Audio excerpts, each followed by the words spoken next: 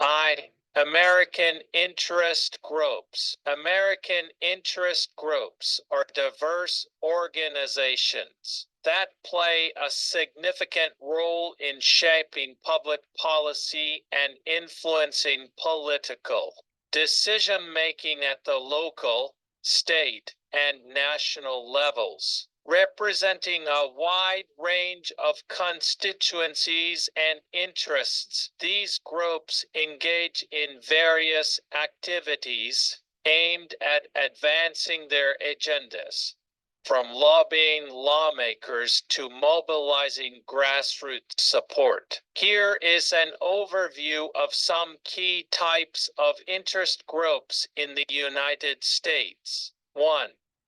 Business and industry groups. Business associations and industry organizations represent the interests of companies and trade sectors across the economy. These groups advocate for policies that promote economic growth, reduce regulatory burdens, and protect the interests of their members. Examples include the U. Chamber of Commerce, the National Association of Manufacturers, NAM, and the American Petroleum Institute, APE. 2. Labor unions and worker advocacy groups. Labor unions and worker advocacy organizations represent the interests of employees and advocate for workers' rights, fair wages, and safe working conditions. These groups engage in collective bargaining, organize labor strikes, and lobby for pro-worker policies. Major labor unions in the United States include the AFL-CIO, the Service Employees International Union (CIU), and the United Auto Workers (UAW). 3.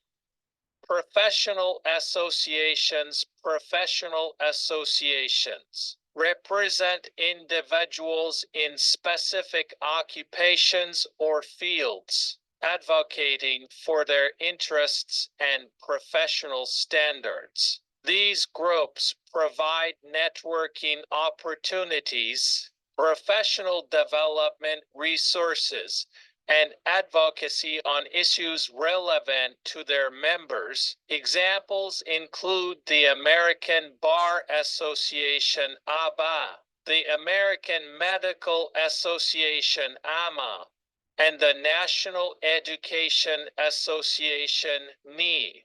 4.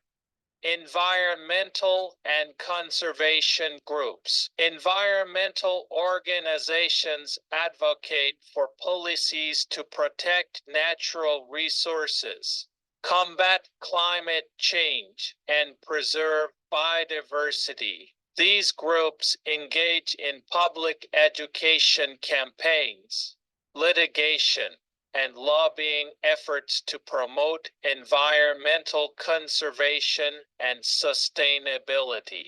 Examples include the Sierra Club, the Natural Resources Defense Council, NRDC, and the Environmental Defense Fund. 8. 5. Civil rights and social justice organizations. Civil rights and social justice groups advocate for the rights and equality of marginalized communities, including racial and ethnic minorities, individuals, women, and people with disabilities. These groups work to combat discrimination, promote social inclusion, and advance policies that address systemic injustices. Examples include the NAD, the American Civil Liberties Union, ACLU, and the Human Rights Campaign (HRSA). 6. Gun rights and Second Amendment advocacy groups. Gun rights organizations advocate for the protection of Second Amendment rights and oppose gun control measures. These groups lobby against firearms regulations, support pro-gun legislation, and mobilize grassroots support for gun rights. Examples include the National Rifle Association, Gun Owners of America, GO, and the Second Amendment Foundation, SAV. 7. Women's rights and reproductive rights groups. Women's rights and reproductive rights organizations advocate for gender equality, reproductive health care access, and reproductive rights. These groups work to advance policies that protect women's rights, including access to contraception, abortion services, and gender equality legislation. Examples include Planned Parenthood, the National Organization for Women Now, and Narrow Pro-Choice America. 8. Healthcare advocacy groups. Healthcare advocacy organizations advocate for access to affordable health care, patient rights, and healthcare reform. These groups work to influence healthcare policy, protect healthcare coverage, and address issues such as healthcare disparities and pharmaceutical pricing.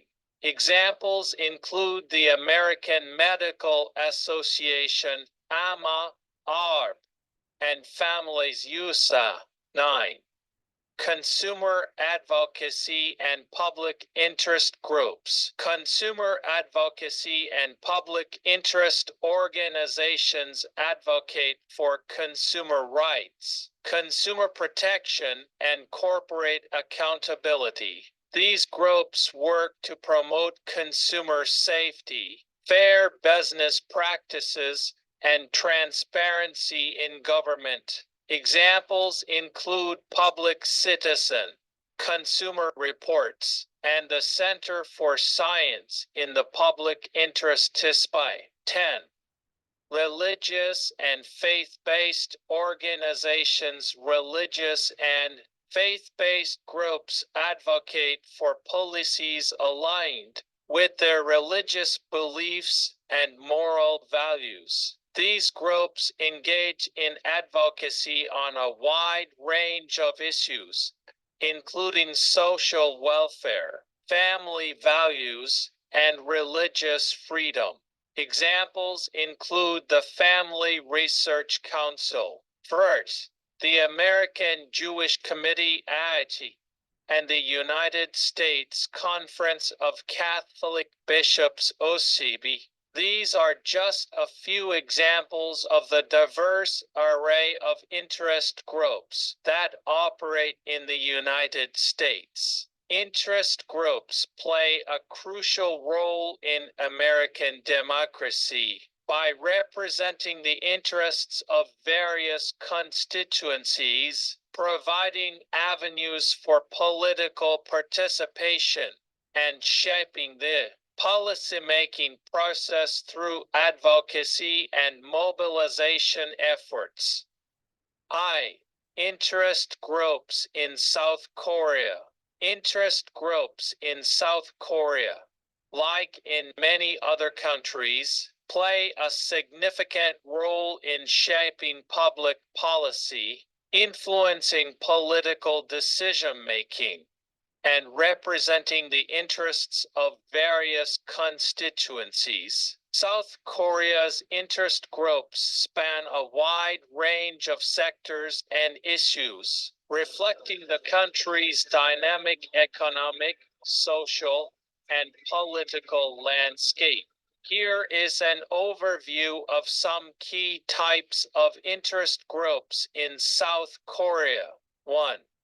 Business and industry associations, business associations, represent the interests of companies and industries across the South Korean economy. These groups advocate for policies that promote economic growth, innovation, and competitiveness, as well as address regulatory challenges and market access issues. Examples include the Korea Chamber of Commerce and Industry (KESAI), the Federation of Korean Industries (THAI), and the Korea International Trade Association (KETA). 2. Labor unions in South Korea advocate for workers' rights, fair wages, and improved working conditions. While labor unions have historically been influential in South Korean politics, they face challenges such as labor market reforms and increasing job insecurity. Major labor unions include the Korean Confederation of Trade Unions (KIK2) and the Federation of Korean Trade Unions (KIK2). 3.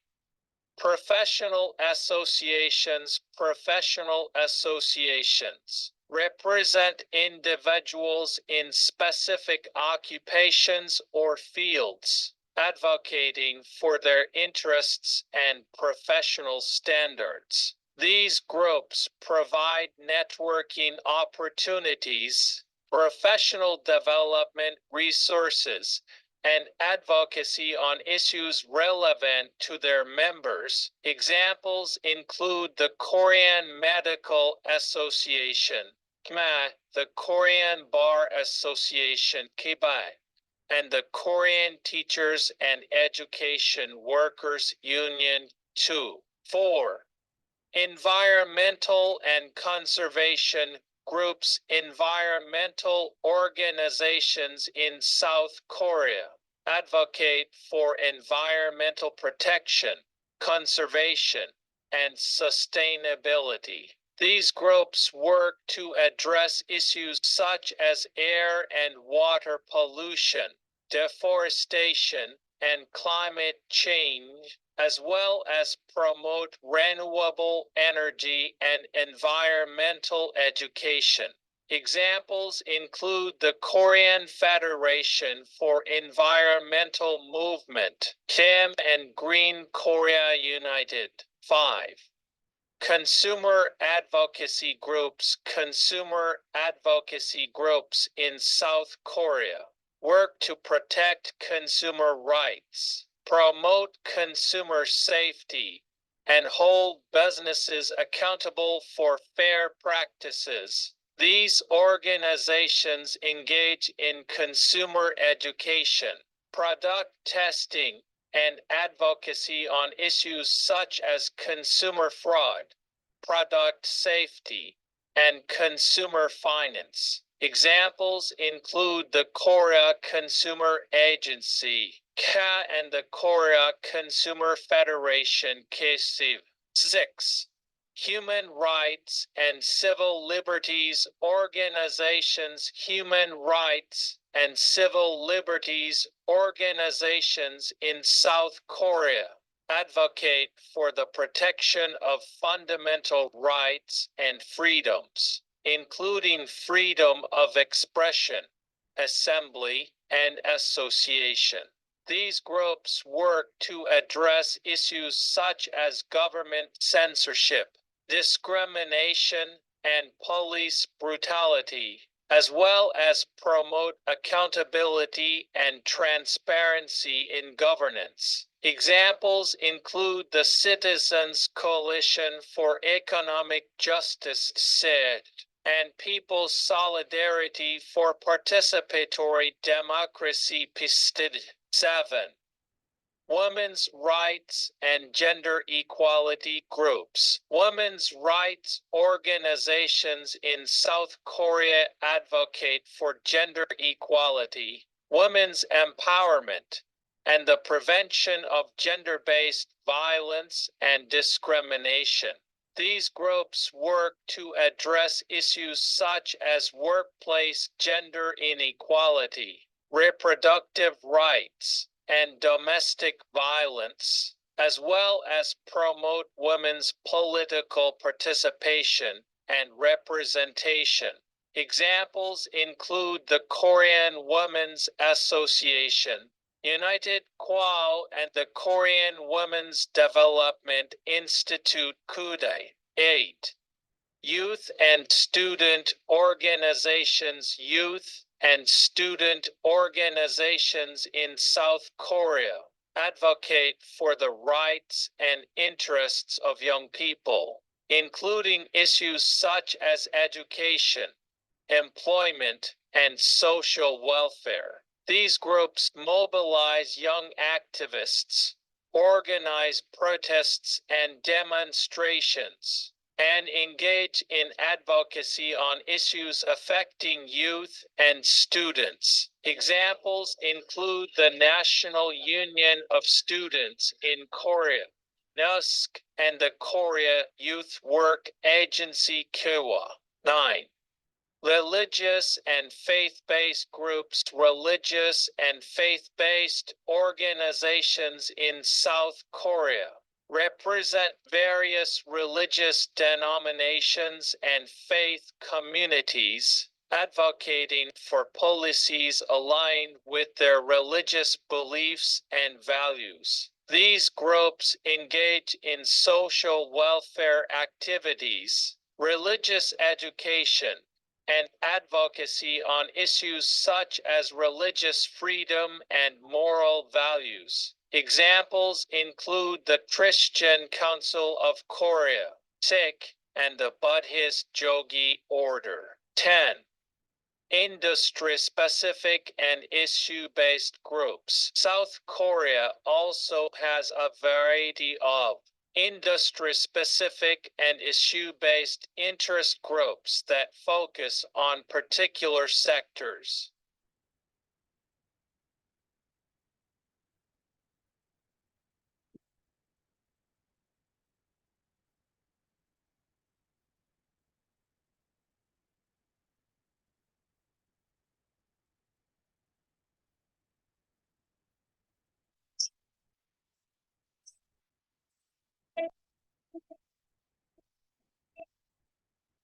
We refer to our tree towards two systems of chords. The 14th. All right, Secretary of State. State deals with everything outside of America.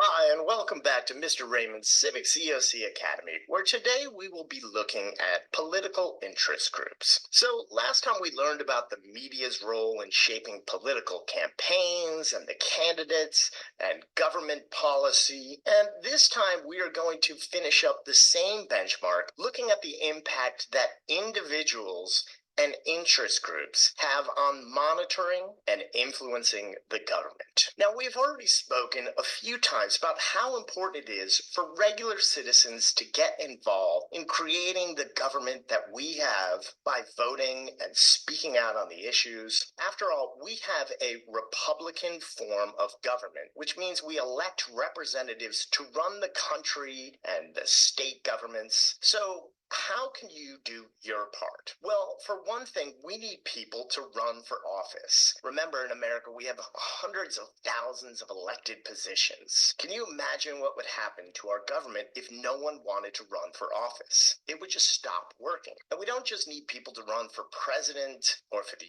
U.S. Senate. We need people to run for mayor, town council member, and superintendent of public schools. Now, since it's still a small percentage of us that will actually run for office. There's plenty of other ways that you can influence the government as an individual citizen. For one thing, you should reach out and contact your government and share your opinions. You can sign petitions or write to your elected officials, and this has become especially easy with the advent of the internet. I write emails to my elected representatives a lot, my governor, my senators, my representative in the House of Reps, and I admit it's usually to complain about something, but I just want them to know my opinions. I also sign a lot of petitions, which again has become super easy with the internet. So what else? Well, you can attend political meetings like a town council meeting or a national gathering for your political party. A great way to take part in the political process is to volunteer for a candidate who feels the same way about the issues that you do. They need people to put up signs and make phone calls and help out at events. Of course, you can always donate money to a campaign. I usually kick in about $20.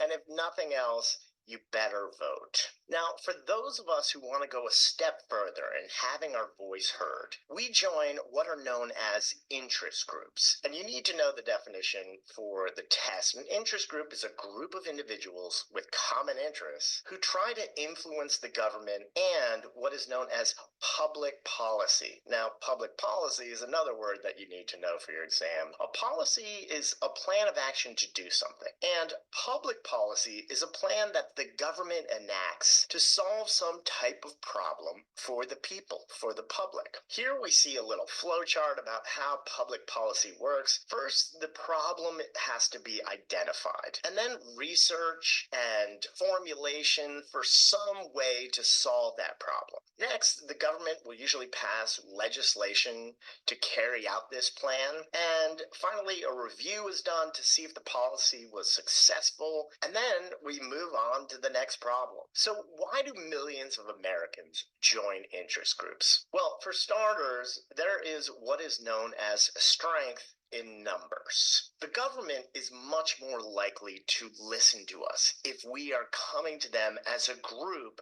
instead of just as an individual. Remember, the great thing about our government is that they work for us. If they don't do the things that we want, we'll vote for someone else. For someone who has to get elected again, a candidate has to balance the interests of the various groups to make the most possible groups happy. And this is why we join interest groups. The more people that join a group, the more the government has to listen. So there are a huge number of interest groups. Here we see a chart of the various categories for these groups. On our left, we see economic interest groups, which are probably the biggest categories of interest groups because dealing with our money is always a big concern. We see business and farming groups, labor unions, which are worker interest groups, professional associations, and on the other side we see public interest groups. These are set up to help the people.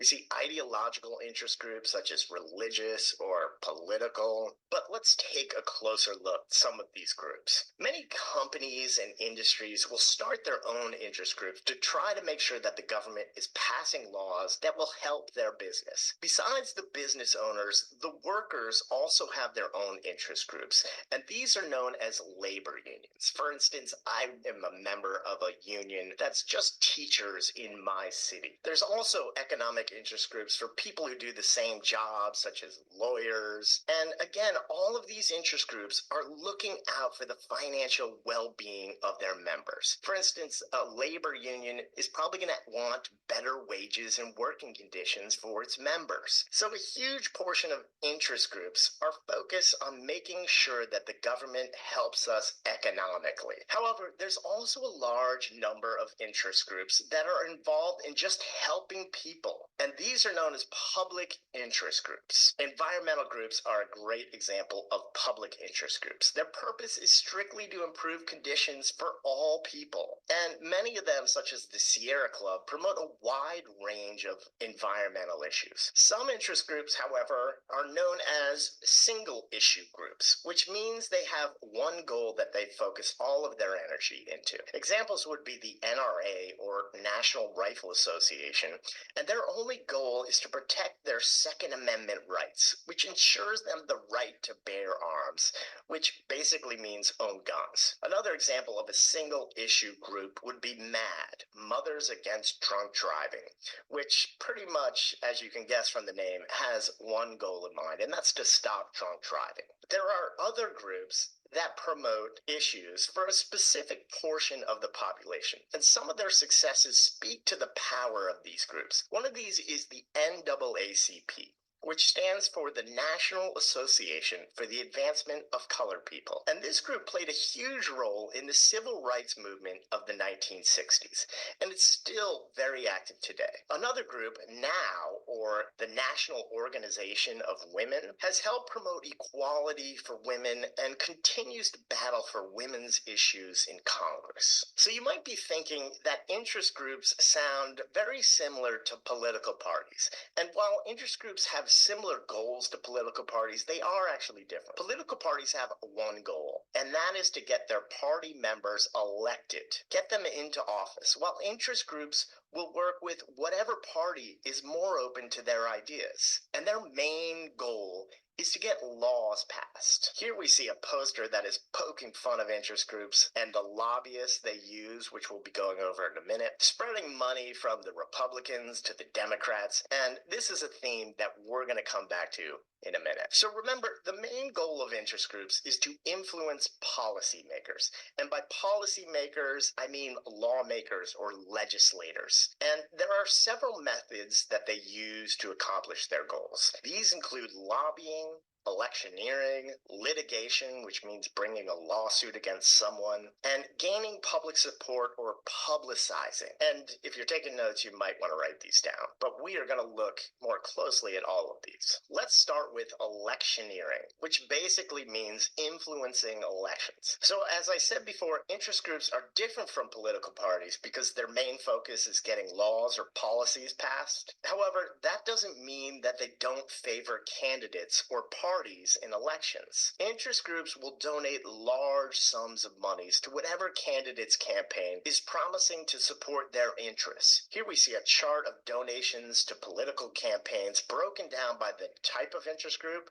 and by which party they donated money to. You can see that interest groups representing finance, insurance, and real estate gave over $600 million to political campaigns. Interest groups will also publicly endorse candidates that support them, like this nurses group who are campaigning for a mayoral candidate in Chicago. Another method of influencing change is for interest groups to bring lawsuits, either against the government or a company or a person, to try to have the courts declare a law or action as unfair. Here we see a picture of the 1954 Supreme Court decision of Brown versus the Topeka Board of Education. In this lawsuit, the NAACP sued several separate school districts and were able to overturn school segregation, which separated students based on what color the child was. This is a case that we will be examining in more detail later this year, but it shows that by using the courts and litigation, interest groups can overturn unjust laws and bring about great change in our country. Interest groups also publicize the issues that they support in order to change public perception and create interest in their causes. Here we see Greenpeace trying to gain support to stop offshore drilling for oil in Alaska, or workers trying to publicize problems they are having with their employers. Without these interest groups speaking out, the people might not hear about these issues that could be important to them. Now, the biggest method that interest groups use to influence the government and get the laws passed that are important to them is lobbying. And lobbyists are people who approach government officials directly to try to influence them to pass laws that the interest groups that they represent would like to see enacted. The interest groups hire lobbyists who have connections with lawmakers. Lobbyists got their name by literally hanging out in the front hallways or lobbies of Congress and state legislatures, waiting to catch lawmakers as they walk through. They've been around for the entire history of the U.S. government. As long as our government has been passing laws, lobbyists have tried to influence the laws they make. Lobbyists set up their offices right near legislatures. There's a famous street near the U.S. Capitol called K Street, which has office building after office building filled with lobbyists. Interest groups and corporations spend billions of dollars on lobbying, as well as a ton of money contributing to the candidates. And here we see in 2013, some $3.2 billion was spent on registered lobbyists, while up to $9 billion was spent on unofficial lobbying. This picture depicts the whole lobbying world of trade associations and law firms and PR firms that is behind the scenes of the U.S. Congress, trying to influence lawmakers. As you might expect, lobbying does not have the best reputation. After all, most of us can't afford to lobby our public officials. Congress is seen as taking bribes for passing laws that will help out business interests. Political cartoons such as this senator looking like a NASCAR driver with corporate sponsors, or this senator being wined and dined by a lobbyist and ignoring the voter outside, speak to the voting public's despair over not having enough influence with our elected officials. However, lobbying is not all bad. Public interest groups such as environmental organizations have lobbied Congress to pass regulations that are aimed at improving the environment or the food that we eat, laws passed to curb smoking or helping students. Lobbyists bring an expertise to lawmakers who are expected to pass laws and policies on a wide range of issues, of which they've never been trained to be experts on. These lobbyists often provide a wealth of information and often suggest what should be written into these complex laws which guide our large country of 300 million people. So, for better or worse, it's important to remember that legislatures do not pass laws in a vacuum. Individuals and interest groups play a huge role in the laws and policies that govern our country. And for your exam, you need to be familiar with just the different types of interest groups and the ways in which you can influence the government, as well as the role that these interest groups play in the political process. So let's review. Okay, so what is one thing that you can do as an individual to affect the government? Do you remember? Well, you could always run for office, petition or write your representatives, volunteer in a campaign, or attend a political meeting. Why do politicians listen to interest groups? Remember, there's strength in numbers. The more people, the more likely they are to listen. What do you call an interest group of workers who fight for better wages and working conditions? They're a labor union. What is an interest group formed to help the people? Remember, it's not economic interest group. It's a public interest group. What's the difference between a political party and an interest group? A political party is only focused on getting their candidates elected, while an interest group wants to get laws passed that are going to help their members. What methods do interest groups use to influence the government? Well, they hire lobbyists, publicize the issues, bring lawsuits against the government or companies. That's called litigation. And they help officials get elected. What do you call the people who go directly to the lawmakers to try to influence them to pass the laws? Remember, the interest groups hire these people and they hang out in the front hallway. They're called lobbyists. Okay, well, I want to thank you guys for watching. Please be sure to subscribe. Attention teachers, that this PowerPoint with a variety of lesson plans and activities is available for $1.99 at Teachers Pay Teachers. Just search for Mr. Raymond's Civics EOC Academy. Keep up the good work, guys, and you're going to ace that test. My name is Elizabeth. I work for UNHCR, the UN Refugee Agency in Ukraine.